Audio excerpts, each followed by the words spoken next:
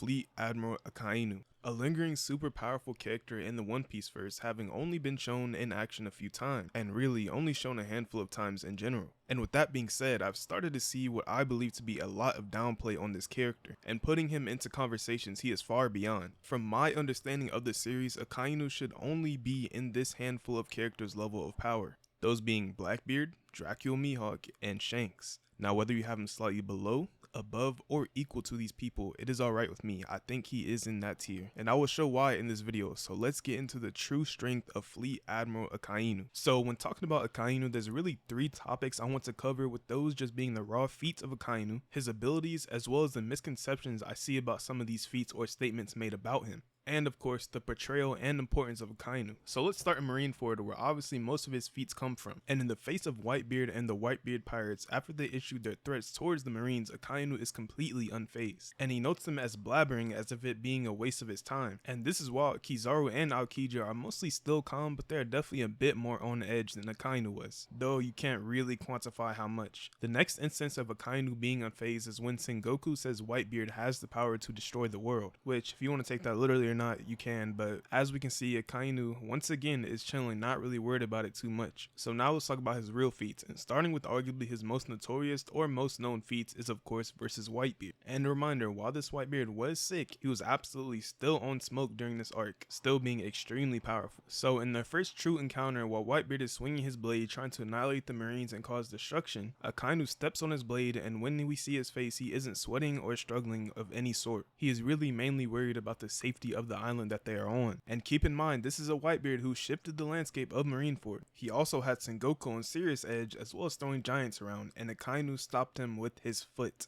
Whitebeard also is referred to the world's strongest man in this war as well, but if you want to toss that up to notoriety, you can. The next thing we see between these two is Akainu putting an official death sentence onto Whitebeard as he punched a hole straight through his chest. While it does sound crazy, it does make Whitebeard look great, as through willpower he continued fighting. After getting punched into the ground by Whitebeard using the Quake Fruit, Akainu goes on to remove half of Whitebeard's face, further sealing his fate. And the only thing that happened after this is Akainu falls on the ground, but is shown to be fine later on. So now let's do a rundown of the rest of what Akainu achieved in Marineford. Jinbei, a former warlord who could clash with Big Mom, who was hungry but was also using a named attack, and Akainu violated him pretty badly on separate occasions. Then we have Ace, a super strong character being a Conqueror's Haki user, attempted to clash with Akainu, and the result was he got sent flying back, even being burned by Akainu, then following this would receive the finishing blow trying to save Luffy. The only one to give Akainu trouble during Marineford was Shanks, and we now know Shanks has more influence than we originally realized. Now that I've presented everything for Akainu in Marineford, the only things he should be remembered for is the terrorization of every pirate that stepped into Marineford not named Red Hair Shanks, and his feats coming at relative ease. Now I want to talk about by far Akainu's most impressive feat, the legendary fight versus fellow Admiral member Kuzan. And we know Aokiji has multiple statements of being very strong, as well as being of course a part of the OG Admirals, which were the top of the Marines in power. And the fight between them lasting 10 days, changing an entire landscape of an island, with the fight ending with Akainu being the victor and Aokiji losing a leg. So while this being an insane feat for Akainu already, I have a headcanon that may make it just a bit better. And if you wish to ignore this, that is completely fair. Alright, so for one, I do think they are relative in power, but I do not believe them to be equals or even that close to it. For this reason is how the fight concluded, with Akainu ending the fight himself by taking Aokiji's leg, and Jinbei saying that he was at Akainu's mercy. While Akainu had sustained injuries, it wasn't really anything too major. Now my headcanon comes in the fact that had this fight taken place outside of the parameters in which they fought in, Akainu would have done what he did to Whitebeard and Ace and Kuma at some point during the fight, as this is just how he operates. He is aiming to eliminate his opponent. So to put it simply, if Aokiji is a 96, I believe Akainu to be a 99. You know, they're in a somewhat similar realm of power, but one is clearly stronger. So yeah, let me know what y'all think about that, whether y'all disagree, agree, or somewhat agree. Let me know. I really want Oda to show us this fight, as there is so much missing that we do not know, but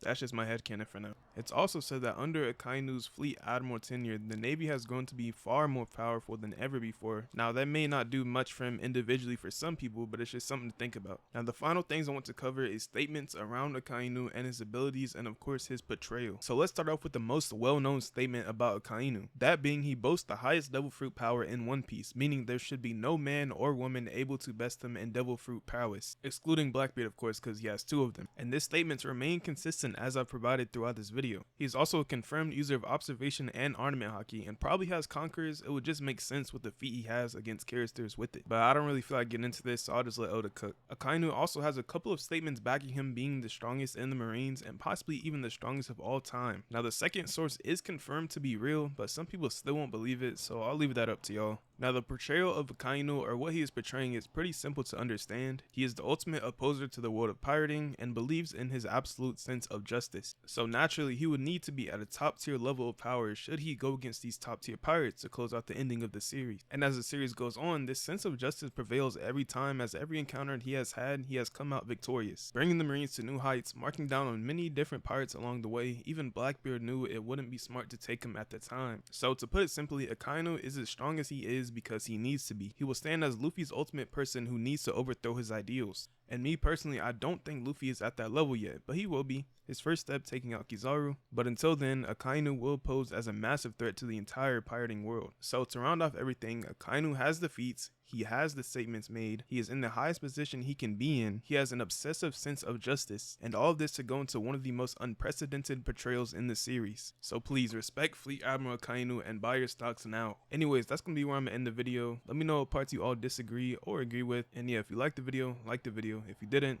don't. That's all for me though. Peace.